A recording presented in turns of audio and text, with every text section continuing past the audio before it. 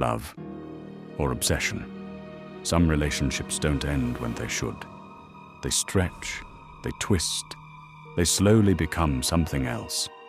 And sometimes they end in blood.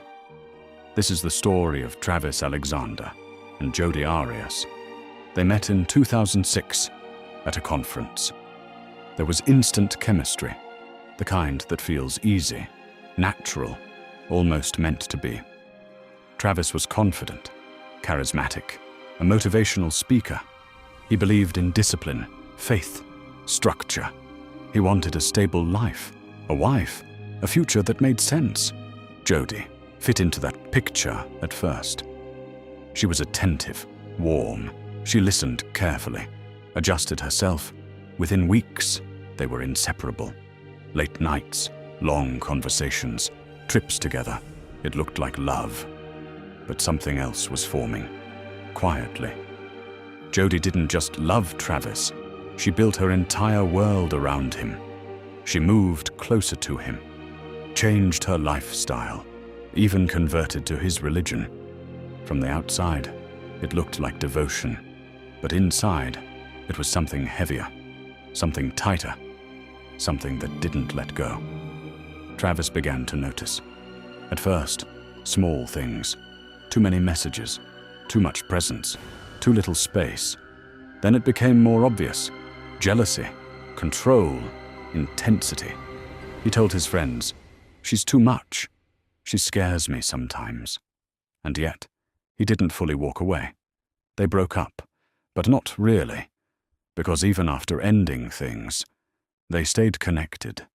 They still saw each other, still spent time together, still crossed boundaries. And that's where everything became dangerous, because Travis was trying to move forward, while Jodi was trying to hold on, completely, exclusively. Travis started seeing other women, talking about marriage, planning a future that didn't include her. And for Jodi, that wasn't just rejection. It felt like being erased, like everything she had built was disappearing.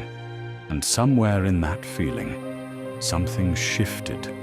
On June 4th, 2008, Jodi went to Travis's house, unannounced, or maybe expected, because despite everything, he still let her in. That day seemed normal.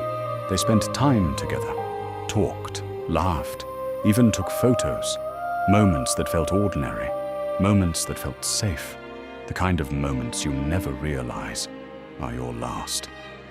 At some point, they moved to the bathroom. Travis stepped into the shower.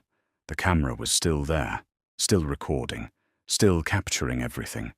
The recovered photos later showed him alive, relaxed, unaware. And then, something changed. The images became blurred, distorted, fragments of movement, fragments of violence. Travis was attacked, stabbed again, and again, and again. More than 25 times. His throat was cut. And finally, a gunshot to the head. It wasn't quick. It wasn't controlled. It was intense, emotional, overwhelming. The kind of violence that comes from something deeper. Something that had been building for a long time. Days later, his body was found.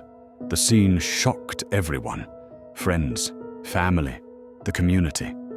Nothing about it felt random. Nothing about it felt simple. When questioned, Jodi denied everything. She said she wasn't there. She hadn't seen him. She knew nothing. Then her story changed. She spoke of intruders, masked people, a sudden attack.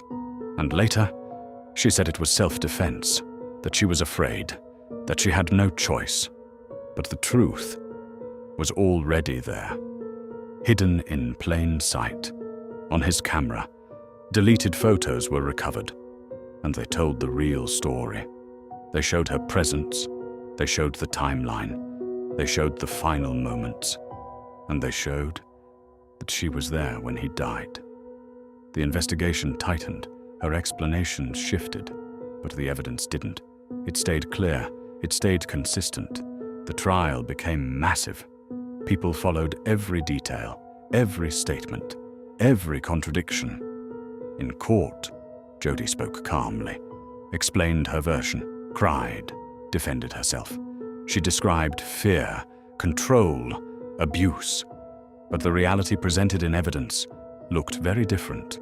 The level of violence, the number of wounds, the sequence of events, it didn't match self-defense. It suggested something else, something planned, something emotional, something final. In 2013, Jodi Arias was found guilty of first-degree murder. She was sentenced to life in prison, no parole, and Travis Alexander became known not for how he lived, but for how he died. And still, people ask the same question. Was it love, or was it something else entirely? Because sometimes, the most dangerous relationships don't look dangerous at all. They look normal, they feel real, they grow slowly, quietly, until one day they cross a line that cannot be undone. Love or obsession?